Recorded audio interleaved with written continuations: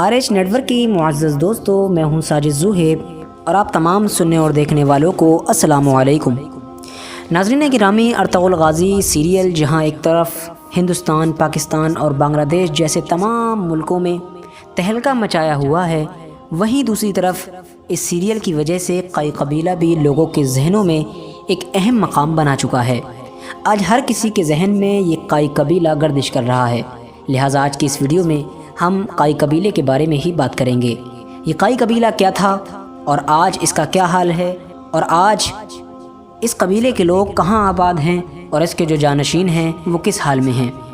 ناظرین گرامی، ویڈیو کو شروع کرنے سے پہلے آپ سے چھوٹی سی گزارش ہے کہ اگر آپ ہمارے چینل پر نئے آئے ہیں تو اس چینل کو سبسکرائب کرتے ہوئے گھنٹی کو بھی ضرور دبا دیں، اور ہماری حوصلہ افزائی کے لیے ہمارے ویڈیو کو ہمیشہ لائک ضرور کیا کیجیے تاکہ اسی طرح کی دلچسپ ویڈیو کا یہ سلسلہ جاری رکھا جا سکے۔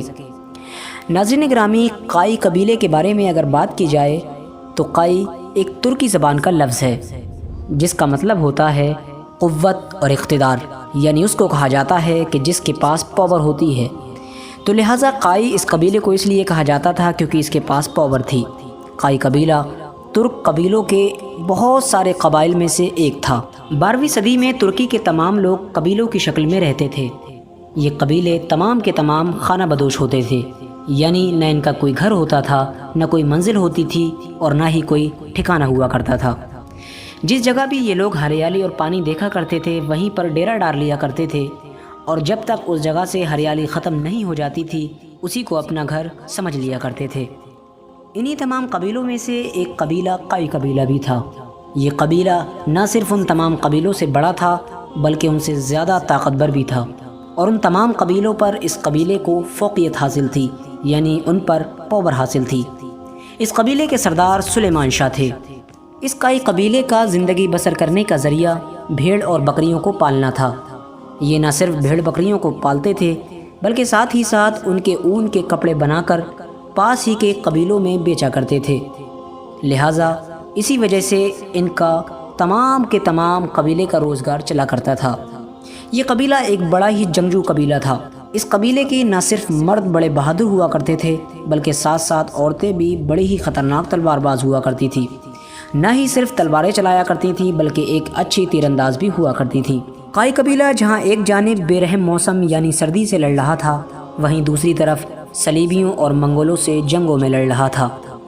یہ بڑی ہی عجیب داستان ہے کہ ایک ایسا قبیلہ کہ جو سردی سے بچنے کے لیے حلب کے امیر سے اپنے رہنے کے لیے 2 گز زمین مانگ رہا تھا، ایک وقت ایسا بھی آیا کہ اسی قبیلے نے ایک ایسی سلطنت قائم کی جو 800 سال تک باقی رہی۔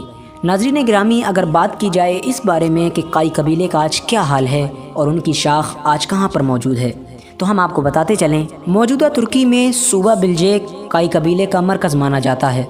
وہاں کے لوگ قائی قبیلے کے اصل جانشین ہیں، اور آپ کو جان کر بڑی حیرانی ہوگی کہ نہ صرف ترکی کی عام عوام بلکہ ترکی کے صدر رجب طیب اردگان بھی قائی قبیلے کے دل دادا ہیں۔ وہ قائی قبیلے کے لوگوں کی آج بھی بہت عزت کرتے ہیں اور ان کے تمام جانشینوں کو اپنے سر پر رکھتے ہیں اور ان کا بڑا ہی ادب و احترام کرتے ہیں۔ رجب طیب اردگان نے قائی قبیلے کے باقیات کو بڑی ہی محفوظ طریقے سے باقی رکھا ہوا ہے، اور آپ کو بتا دیں کہ ترکی میں آج بھی قائی قبیلے کے پرچم کو اتنی ہی اہمیت دی جاتی ہے جتنے کی آج کے موجودہ ترکی کے جھنڈے کو دی جاتی ہے۔